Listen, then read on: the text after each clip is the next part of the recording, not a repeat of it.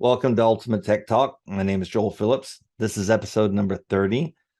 Today, we're going to finish up our talk on e-commerce, and we'll try and wrap in drop shipping, which finishes our series on web. I'm not sure if we'll get to that or not, but we'll do the best we can. We're trying to keep these episodes between 3 and 5 minutes. So, given the complex nature of some of the topics we deal with, sometimes it's doable, most times it's not. So, but understand that that's our goal. So we are finishing up the last couple of days. We've looked at e-commerce, the pluses and minuses of e-commerce, who should be in e-commerce, who shouldn't, realistic expectations from opening an e-commerce store.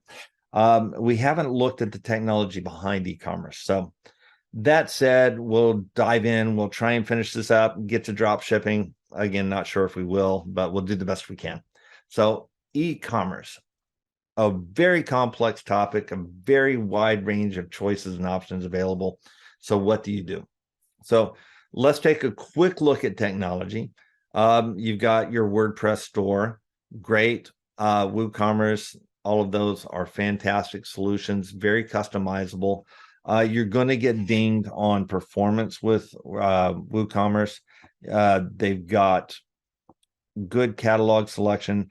One thing that you need to take a look at is your expense, because as you get into e-commerce with WordPress, it's very affordable and inexpensive. But as you get into your paid plugins, it can start to add up on a monthly basis. So take a look at your expense with all of the features and bells and whistles that you want up front.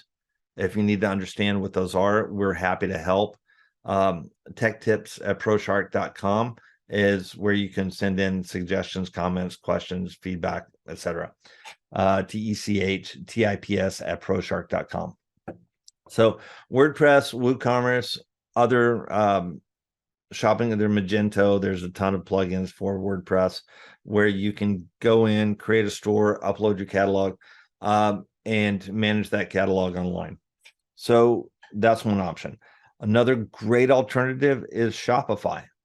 Shopify has built everything around e-com stores. They've built everything from a reporting perspective is super in-depth. So the one challenge with Shopify is you get a little bit more limited. You need to use their payment processing. You need to use their platform. You need to conform to their way of doing business. So it's important that you understand what those limitations are going in. Great platform. We've developed a lot of sites in both WordPress and in Shopify. No arguments against either except for their limitations. And we are happy to discuss those limitations with you prior to making that decision. Again, tech tips at proshark.com. Third and final is we have a platform. It's an online e-commerce platform. Ours is younger, so we have a lot more say in the development of that platform, but we also have very robust feature set around that e-com choice. So we're pretty well versed in the different e-com platforms, and we can help you decide which one's right for you. But that making that decision is way too complex to try and do here. What we're trying to do here is make sure that we help you understand the choices that you need to make and what you need to take a look at when starting an e-com platform. What budget will you need? So this is a very difficult question, but it's one that we need to address while we're here on the call or on this video. It depends on the product, the service, what you're trying to do with it, the development behind it, who does the development, what SEO components they put into the site when they're developing it. And then once you take a look at those factors, then we can understand the growth rate that you're looking for, because the growth rate is pretty directly correlated to the amount of budget that you have. And one thing we need to advise everybody viewing this video is that your growth paid ads used to be a very viable means to directly understand what your growth rate would look like. You do an ad, you get the retargeting behind the ad, and then all of those people who view the ad and are retargeted by the ad either come visit the site or they don't.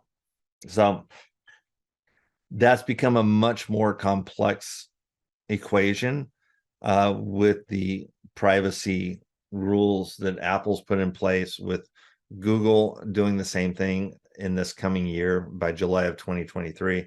So to answer that question is a lot more challenging than it used to be. That said, there are ways that we can make a determination as to how your budget should look going in. One way to do that is do what's called a DMAP, or Digital Marketing Action Plan, which is an in-depth study into your product, services, and what it would take to successfully market that. So that said,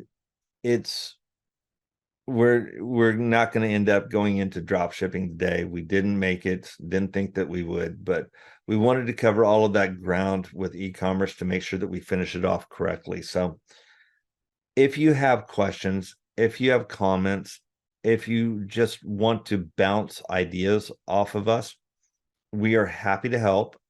Tech tips at proshark.com, TECHTIPS@proshark.com. We will finish up with drop shipping in the next episode. So my name is Joel Phillips. Thank you for your time, and we hope we add value. Thank you. Bye.